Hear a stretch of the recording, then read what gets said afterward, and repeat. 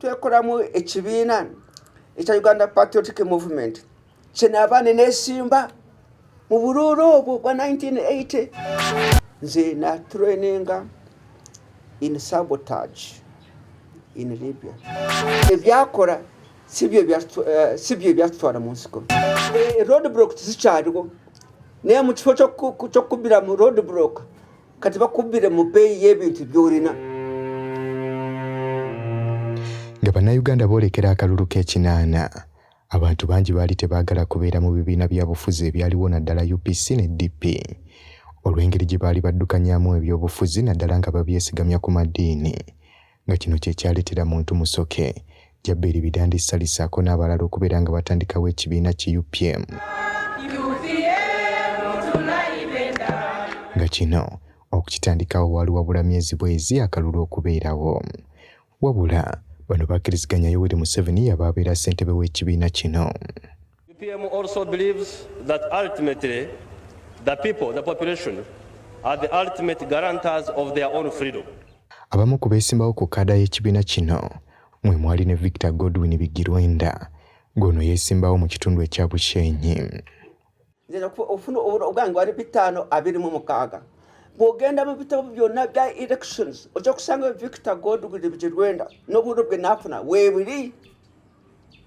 Mu kaseera UPM we bagitongoleza Victor yali musomesa ku Nkoma Secondary School e Mbale nga mu kiseera ekyo essomero lino lyali mu kitundu ekya Nkoma nga mukadde kano we wasangibwa ettabi ekkulu erya ssettendekero wa Islamic University in Uganda. Victor ono bw'awulira nti UPM ekubye Delegates Conference ku mulimu gwe teyasiibula bw'atyo n'asibamu ebyanguwa. Anti nankyali Nkoma Secondary School naye election nga sinatandika bayita Delegates Conference ya Uganda Patriotic Movement. Ningenda mu conference eyo ninsenga abantu abeewafu Bushenyi already nga bali mu meeting eyo gina registeringira okola contestinga mu elections eza 1980. Bani bajjukira abali mu meeting eyo? Abali mu meeting eno eyo zukira Kahindo Tafiire yalimu mu meeting eyo. Mu meeting eyo walimu na Mushega yalimu amanya Mushega. Era meeting eyo waliyo ne Tom Buteme, waliyo Omunyankole sebe bamuyita simanyi Kazoora waliyo Omunyankole ngali powerful ishaka omanyiyo kwegamba ntwekoramu ekibiina ekya Uganda Patriotic Movement kinaabane n'esimba mu bululu obwo bwa 1980 era Museveni yajemerera ng'ebiri era edda nali nga ndina ebifaananyi bye nga tuli wamu ishakawo edda nali nga mbirina no bwe twayingira mu nsiko bwetyo buli kantu konna akali kalina kakwate ne Museveni oteeka okanoonye okwoke singa bali bakusanga n'akantu konna akali connected ne movement ya Museveni ogenda bugenzi. Bano nga batandise kampeyini bano buyambi okugeza ng'obwensimbi baabujjanga ku kitebe kya UPM era ng'omukulu w'ekibiina yabakyalirangako enfunda eziwera okulaba engeri gye bayimiridde n'okwongera okubafaalasira obutava ku mulamwa yadde nga waliwo okubatiisatiisa.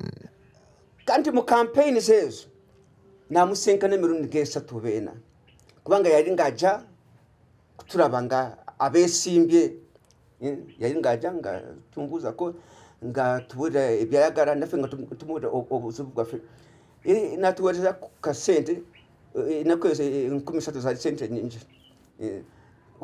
ng'okuva nga Bushenyi okugenda Bunyaruguru ogenda ne baasi kubanga twali nga tulina motoka z'okututwala gye twagala kwegamba sponsorship yaffe yali ng'eva mu headquarters za UPM ziri nga ziri Kampala n'ekitundu nga tumanye oba kiri wano oba wano naye Museveni yekenyini yatusookako emirundi mingi. Olwakalulu nga kawedde nga Yoweri Museveni alangiridde olutalo ku gavumenti ya UPC, abantu bangi nnyo naddala abaali beesimbyewo baatandika okudduka mu ggwanga. Mu badduka mwe mwali ne Victor Godwin Bigirwenda. Ono yagenda Kenya era ng'eno gye yasanga abamu ku baali bannakibiina kya UPM okwali Dr. Ruhakana Lugonda ssaako n'abalala. Jjukira okuva mu 81 January UPC yaliwo yatandika kunoonya ki abantu abaali mu UPM. Kati bali nga batunoonya nga wawulirako omuntu gwe bayita Rulangaranga. Oyo yajja newaffe Bushenyi eka n'agamba muzeeyi wange nti omwana omulese ojja kulaba. Omwana ng'abategeeza nze n'agenda oyo Rulangaranga. Kati ennaku ezo nga ndi mu kwebuzaabuza ndi Mbale, ndi Kampala, ndi Bushenyi. Olowooza ekira nandikoze eki? Gwe bakukwata obulawo, bakukwata obulawo. Nze olowooza ennaku z'omwezi nga 2 mu mwezi gw'okubiri gwe naakurosingira Busia. Waliyo judge omu balimuyita Maniragwa, yali Munyarwanda, nasoma naye mu A level, yali ng'ali Busia nga judge. Nimusangayo nagamba ntokyali aha, meaning are you still here? Kumakyani nkeera okrosinga border nayambala engoye z'abakazi anti nga waliwo abantu bakrosinga nga balina amatooke ki nga bakrosinga border. Ninkwata ettooke ly'omuntu kataba border nabamanya nti omukazi waliwo ebyakola. Abasirikale tebakutegeera? Tebantegeera. Tebasobodde kuntegeera. Ntambula ng'omukazi nti ki. Bwe natuuka Kenya bwenti ningenda ku poliisi nimbabuulira amazima enjiri gye nkulusizemu ne bampa akabaluwa nti nkatwalibwa Nairobi. Bwe natuuka Nairobi gye nasangaani Ruhakana Lugonda n'angamba nti genda wandikise nga refugee kubanga Kenya tojja kukisobola. Waliyo ekitundu Kenya refugees gye bali babatwala kyalimu erejo yali Thika sijuka bulungi. Kale ningendo okumala omwezi nga gumu bali bamaze okutuinterviewinga na buli kantu konna. Olugunda wali omumanyi? Anti yali mu UPM naye yali yesimbyewo ewaabwe, yali yesimbyewo kugamba twatunanga nga tumanyigane nga tuli era naye bwe nali nsomesa Nkoma Secondary School yali Buhinga nga practicinga nga doctor nga tanakwalifyinga bulungi. Yali nga ali Buhinga already ng'amumanyi n'omubululu ng'amumanyi kugamba okugenda Kenya bwe namusa kugenda Kenya nali ng'amanyi ejali ngali already ngali Kenyatta Hospital era ningenda nemusangayo ninsulayo n'angamba genda oyo wandikise nga refugee. Kati kumakya ninkeera ningenda ku office simanyi yali ya refugees mu Nairobi ne bantwalawo ku refugee camp. Tumala emyezi ng'ebiri esatu eyo nga tumaze kwandisa buli kantu konna nga tumaze bali basasula siringi kimaze zali 120 buli mwezi ba refugee. UN yengebusa national United Nations. United Nations High Commission for Refugees. Kati nze bwe nafuna kaadi eyange ngafuna nakasara kange nindaba nta ndi musomesa kulwa kisomesa ningenda mu Teachers Commission era UN yari nge sponsoringa burungi nge ekuwagera kugenda kwewandi kusomesa bwenatuka yo nibanga manze ndi musomesa nteborozirwa nimbarage barwa zange nibasirika ki kugenda kusomesa wade somero dene badiyita Kangaroo Secondary School isomero ryo riri mu Meru District Kenya era Minister of Education bamwita Joseph Nyaga Joseph Nyaga yasomera Makerere ngachari muvubuka yarayagaranyo Uganda nisi kati nibampa umurimo kusomesa mu Kangaroo Secondary School intati ko kusomesa myaka ngebiri esatu nibagamba nti buri muntu yena omusomesa mu Kenya uteko bengo oyogera ki Oruswahili nzo waliwo obusobutono obwaliwo wakati wa Uganda ne Kenya kati government yaliwo yetakeze na Burundi ne government ya Kenya kati chebakora abana Uganda banji abali basomesa Kenya nibabagoba. Tomu Butime yali munnamawulire omutendeke era ng'abeera mu kibuga Nairobi mu ggwanga lya Kenya era nga bano ssaako n'abalala nga bawerera ddala nga 30 bagenda mu ggwanga lya Libya okubeera nga batendekebwa mu magye. Abamu ku baali mu bagenda okutendekebwa kwe kuli Kano Amanya Mushega, Meja General Kale Kayihura, Kano Freddy Bogere, Jack Sabiti, Meja Andrew Muchwa, gono muganda we yaliko Katikkiro Dani Molika, Kano Livingstone Katerega, teekako n'omugenzi Baluku Mpaji Wamala.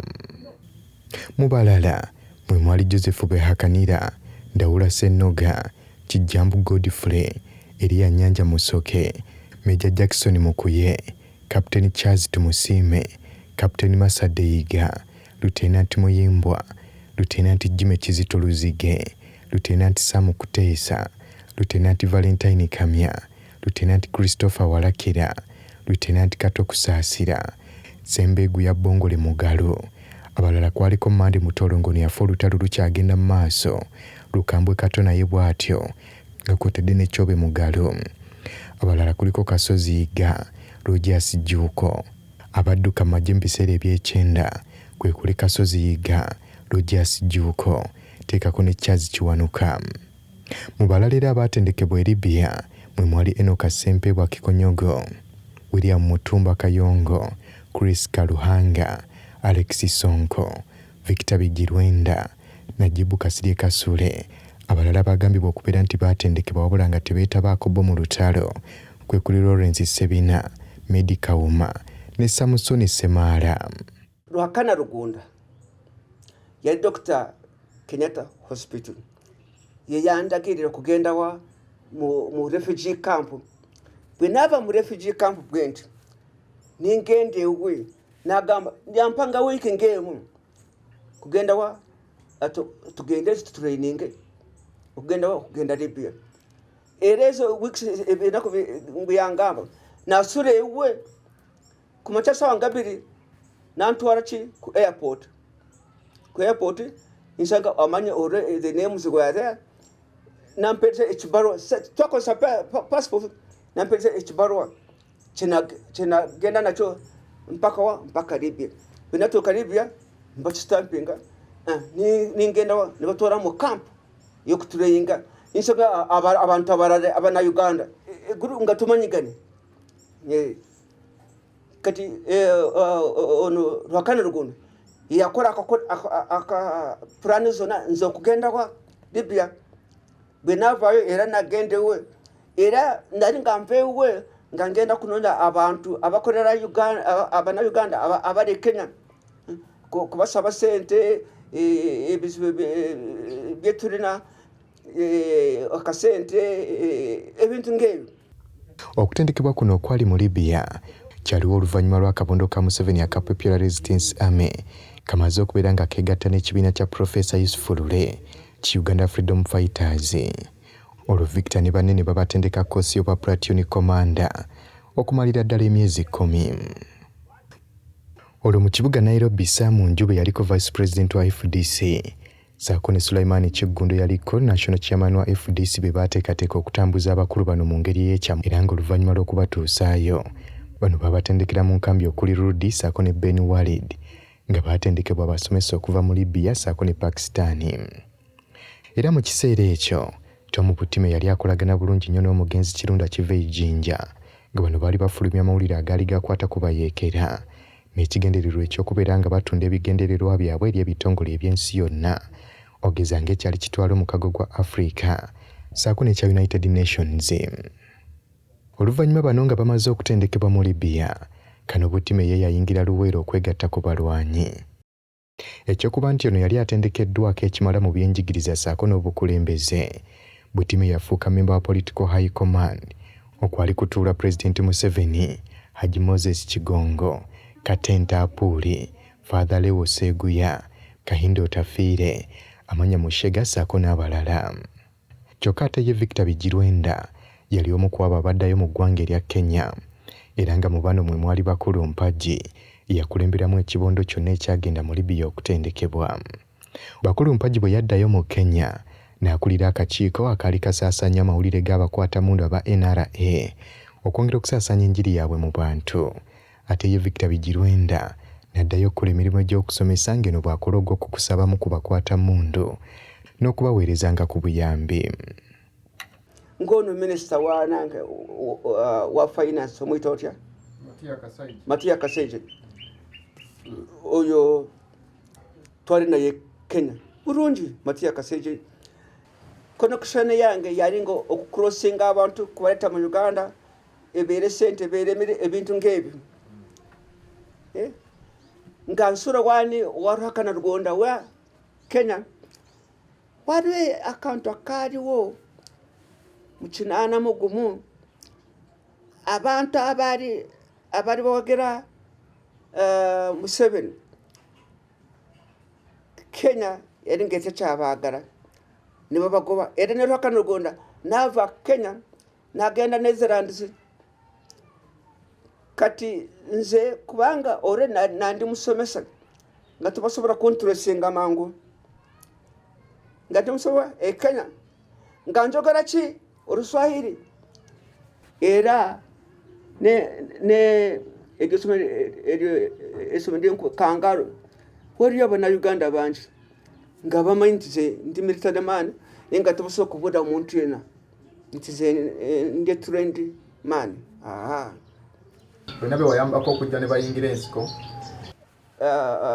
walunga aliganya yafa yali kapiteni aliganyira nze namuleeta wali omusajja omulala baali bamuyita bakulu mpaji nze namuleeta kuva Kenya mpaka Uganda omulala gw'enzukyerani n'abantu beemanyi bulungi abaali bamanyi emirimu gyenkola yali nga Kahindo Tafiire naye nga juke yali political commission mu biseera ebyo mu nsiko yali political commission omusajja gwali babayita Bataringa gyomumanyi Bataringa yo yali nga amuyitako emirundi mingi naye nga bulijjo ngamba nti gwe bakyakukwata kati Bataringa yange oyo yafa abantu ngaabo ebiseera ebyo nali ngamba manyi naye ng'oteekwa oyebuzaabuze sobola kukubula emirundi gyenayita busya abaserukale abanoonya nga bali awo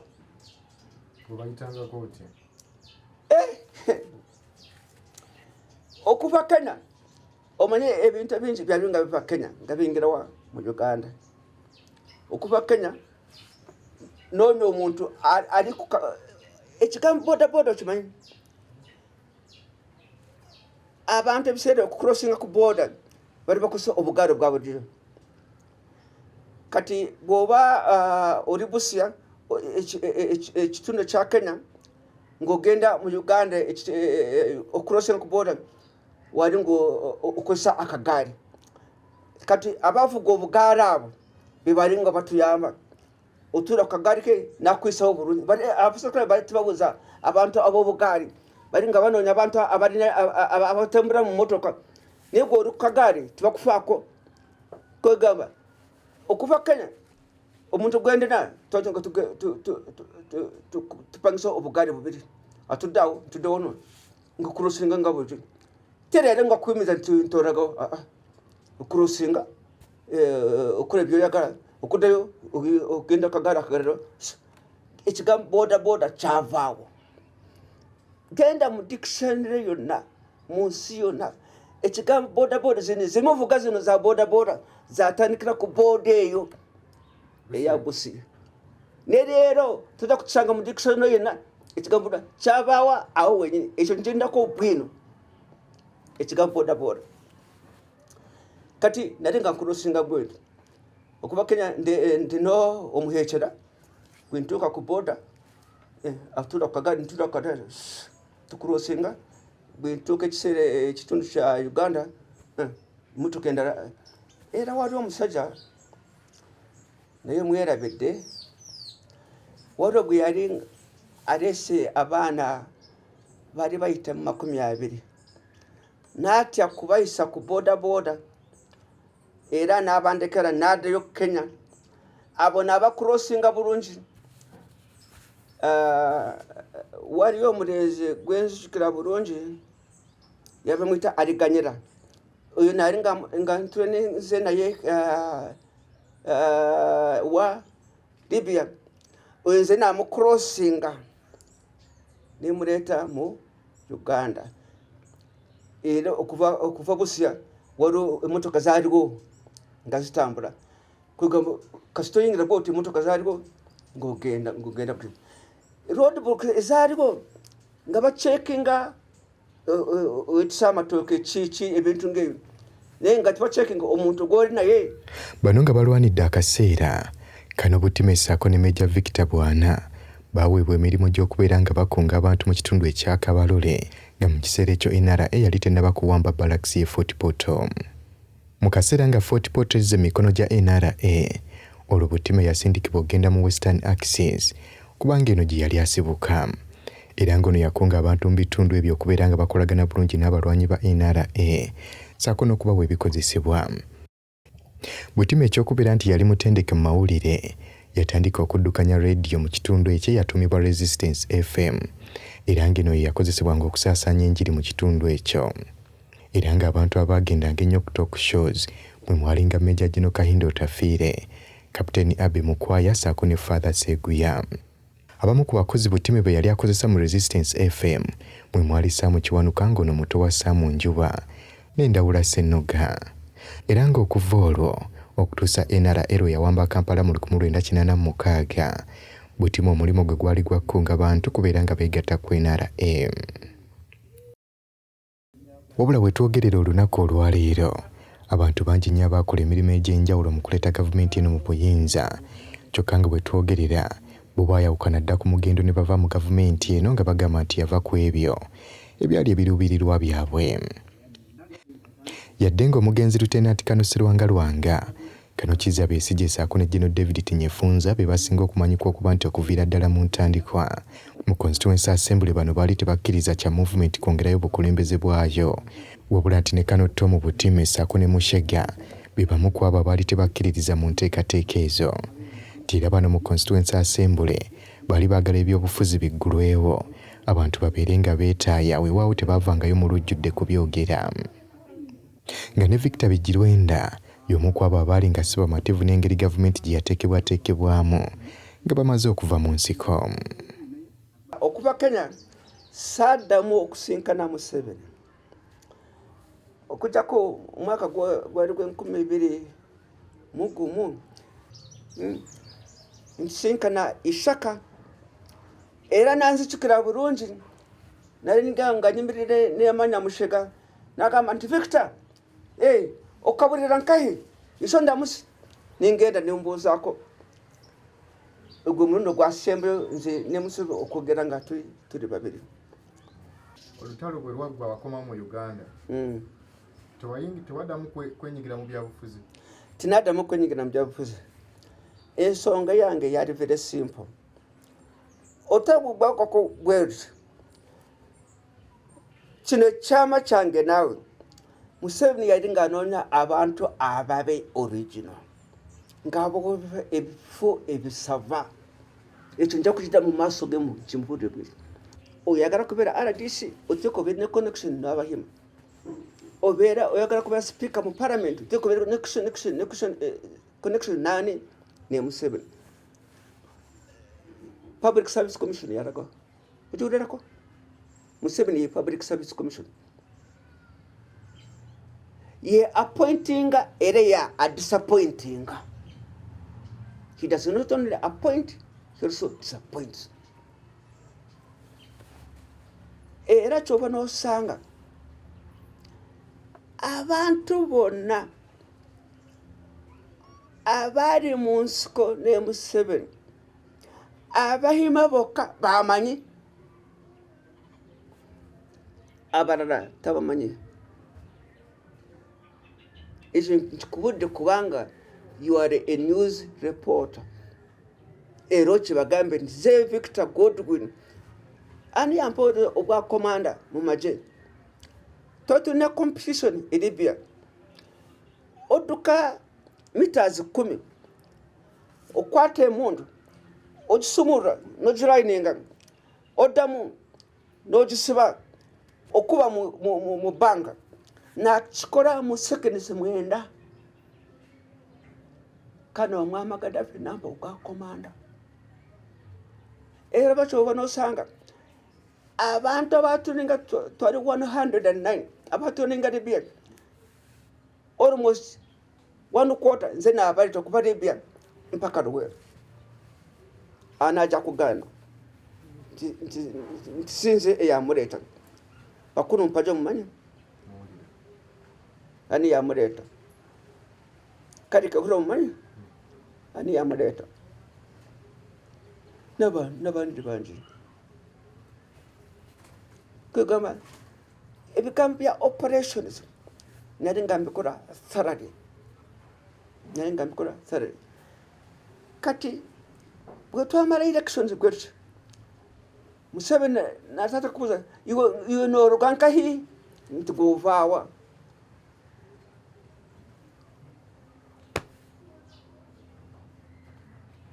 bari bageza ko kumpeze revenue authority simanyi nembegana sagare mirimo yamwe kubanga iri tribal era nerero kimanyi nti emirimo ya Uganda yonna Museveni ateko ko ki ekinkum tokimanyi zino debates zigenda mu maaso mu parliament bakena na ndoto oro omukazi omurego wali bagobe mu parliament omwe yabagamba simwe abandeta mu parliament bamukora ki wala kintu kyonna kyosobola kutensa mu parliament nikiitamu. Okusinziira ku Observer wa July 8/2010 abakulu bano abaali batendekebwa e Libya bo baali bakirabiddewo nga basuubira nti Museveni ono yajja okufuuka ssentebe w'ekibiina ekinaaba kitondeddwawo okusikira movement era nga wano baali basazeewo tto mu butime abe nga yeesimbawo mu kalulu k'1996 ak'obwa pulezidenti. Era bano baali baagala obukulembeze busigale mu Western Uganda so mu kitundu ekyankole. Tiwabula enteekateeka za bano tezaatuukirira kubanga amawulire gano gaatuuka eri musajja mukulu Museveni nga butime bwe bamuteekateeka okubeera nga amujja mu ntebe. Kyokka Observer bwe yabuuza tto mu butime ku nsonga eno yagamba nti tazimanyiiko.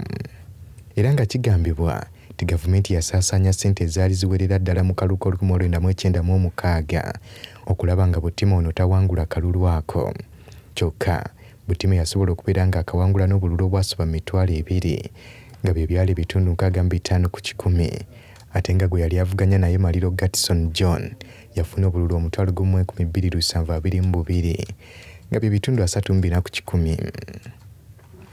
era mu kalulu ak'okulaba ng'addayo mu paalamenti mu 2001 Butime yakawangula ng'yafuna obululu 1,806 nga bye bitundu 48 ku 100, ate Maliro n'afuna obululu 1,626 nga bye bitundu 43 ku 100. Olwo Meja Stephen Kananula n'afuna obululu 3,236 nga bye bitundu 8 ku 100. Tom Butime yaweerezaako nga minisita avunaanyizibwa ku nsonga z'ettaka, amayumba ssaako n'okulaakulanya ebibuga. Oluvannyuma n'afuuka minisita avunaanyizibwa ku nsonga z'omunda. Olwo mu kukyusakyusa kabineti mu 1996 ono baamufuula minisita omubeezi avunaanyizibwa ku nsonga z'ebweru w'eggwanga. Oluvannyuma n'afuuka minisita ow'ebigwa bitalaze ssaako n'ensonga z'ababundabunda. Kyokka oluvannyuma lw'akalulu ka 2006 ono yalondebwa okubeera junior minisita ow'ensonga z'ekkalamujja. Wabula Butime ekifo kye yagaana era n'akisuulawo. Wabula bwe twogerera olwaleero nga Tom Butime kati ye minisita avunaanyizibwa ku nsonga z'obulambuzi mu ggwanga nga woofiisi eno yagifuna mu 2020. Ye Victor Bigirwenda agamba nti yagaana okukolera gavumenti eno era n'ebyobufuzi bwa Uganda n'abyesonyiwa atunuulira bitunuulire. Kati olutalo bwe gwaggwawo bwetu famire yange ng'erike sandi dusemusinde nti nje bampa omulimu ogutaliiwo.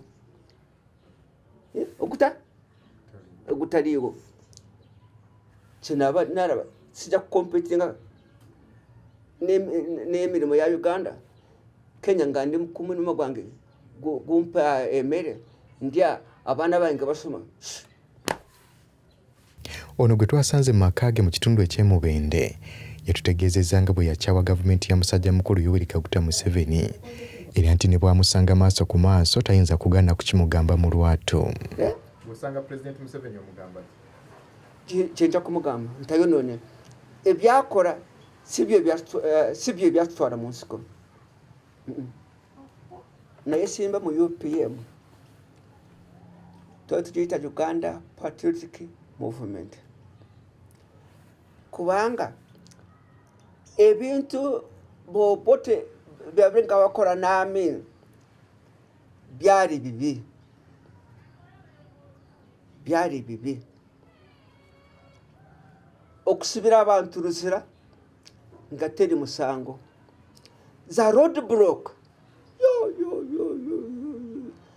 buli kilomita nga ziri meka usanga road block kumpi bakujjemu n'engato.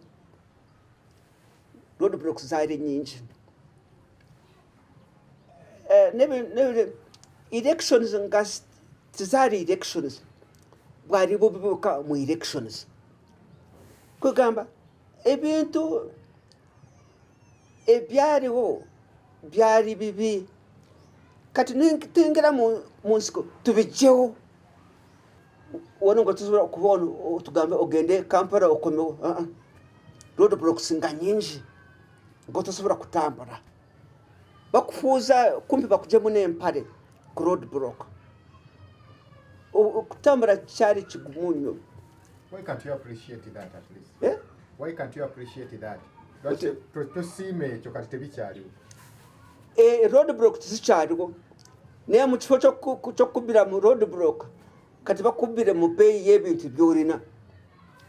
Kiro y'omwonyo eri sente meka, sukaali ku sente meka, oyambadde engoye z'oyagadde, oyambadde empale yajamba nga yafa 140 yagipamu n'agifukamu kati gy'oyambadde. Kyalina kintu kipya kyonna mu Uganda kiriwo okujjako fresh air.